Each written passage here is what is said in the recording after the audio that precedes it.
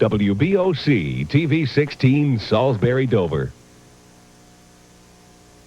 From WBOC-TV, this is the 11 o'clock edition of the Delmarva Report, the #1 television newscast on Delmarva, with Mark Hubbard, meteorologist Dennis Phillips Weather, and George Evanko with sports.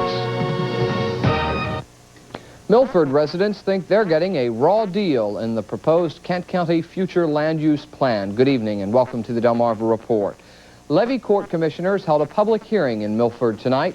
The Levy Court is considering a comprehensive plan which predicts no major growth in Milford's population or business over the next decade. But a Milford task force of University of Delaware researchers recently completed their own land study and found steady growth.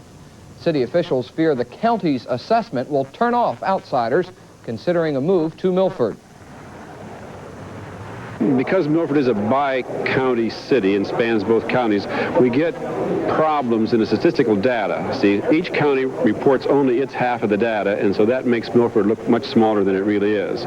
Milford is a very dynamic, growing city. You could probably ask 13 different experts the same question and get 13 different answers. And naturally, the city of Milford is, I think, would have the most up-to-date data.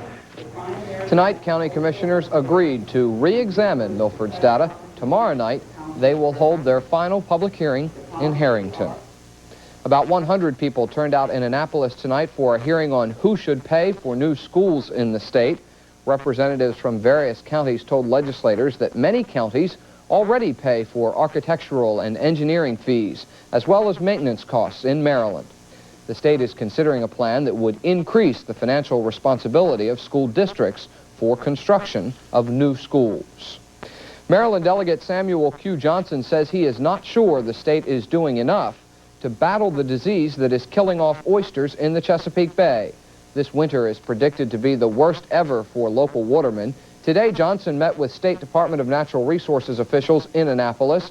According to Johnson, delaying the season and limiting the catch won't do enough to stop the disease MSX.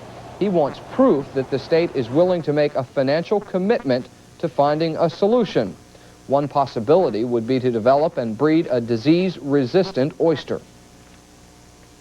Maryland has a good track record when it comes to unemployment figures. Generally, the numbers are fairly low when compared with the rest of the country. However, there is another concern about jobs that is growing in the state. The question is becoming, are there enough qualified workers to fill all of the jobs in Maryland? One of the people asking the question is the State Secretary of Economic and Employment Development, Randy Evans. Evans was in Salisbury today touring some local businesses. We have to come up with training programs. We have to work with the school systems. We have to work with people that are on public assistance. We have to work with women who want to work and need to find daycare or transportation. So there's lots of challenges that relate to other disciplines, transportation, commuting, daycare.